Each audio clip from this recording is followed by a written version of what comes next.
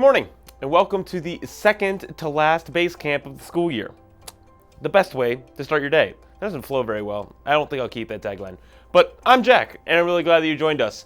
BASECAMP is a tool that helps you develop the habit of spending daily time with God, and currently we're diving into the book of Proverbs to learn what it means to be wise in the ways that we live out our faith in an unwise world.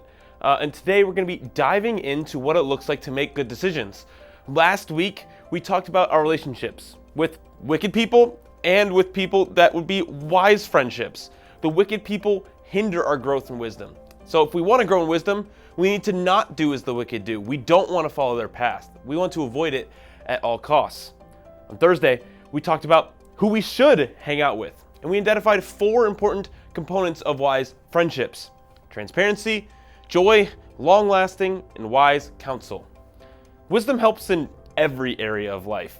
But when I think about wisdom, I often think about making the right choices.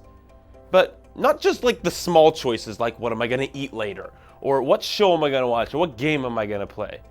When I think of wisdom, I think of the big, life-changing questions like, where should I go to college? What should I study? What do I want to do when I grow up? Should I date that guy or girl? Should I live somewhere else someday? Should I stay local? These are great questions with a lot of different answers, and none may be any more right than the other. Pastor Joe defined wisdom in the past base camp as the ability to make right choices when the Bible doesn't give clear direction. And these big life decisions are the times when wisdom really comes in handy. Trying to discern and learn what does the Lord have for my life is a very important question and very hard to answer for many. But what does the Bible say about it? Go ahead and open up your Bibles to Proverbs chapter 16. We're going to be skipping around and pulling out some key points just like we did in the past base camp from this proverb in Proverbs 16. And there are 3 things to consider in your decisions: your motive, the Lord's plans, and the Lord's outcome. So first, your motive, and this starts in verse 1 of that chapter.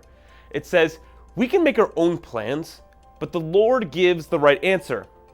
People may be pure in their own eyes, but the Lord examines their motives.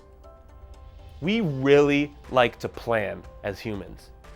We love to control and love to do what we want to do. It is in our nature to go our own way and disobey.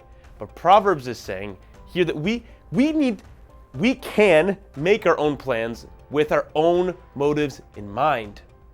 And that's obviously not a great thing because our motives are often bad, right? Self-centered.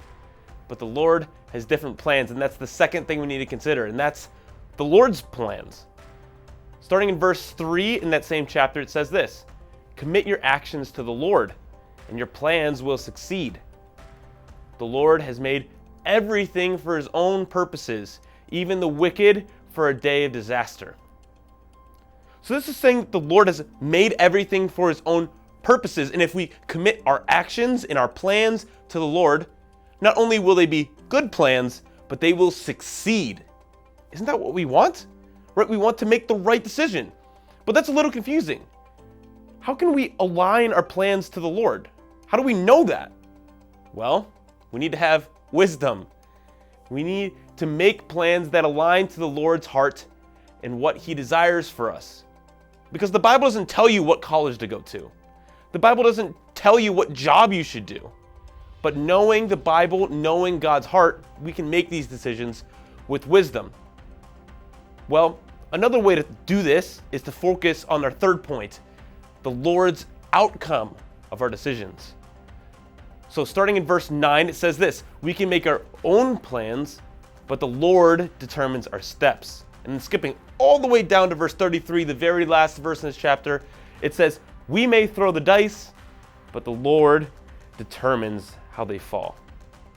Now this makes me feel one of 2 ways. First, a little bit worried, because as a human, I'm out of control. These verses say I can't control the outcome. If we roll the dice, the Lord will determine how they land.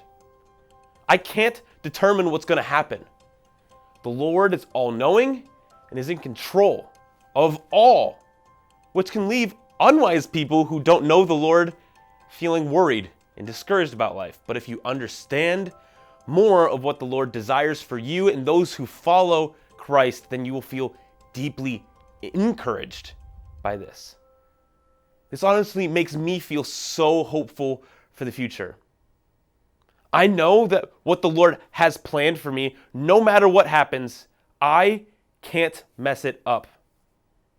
The Lord is in control. The Lord will determine what is going to happen, and if I am on His team, I have nothing to worry about. So BASECAMP, keep chasing wisdom. It should be the basis for all of our decisions, and if we align our minds and hearts with God, we will succeed. We will see you back here on Thursday for the very last episode of BASECAMP for the school year.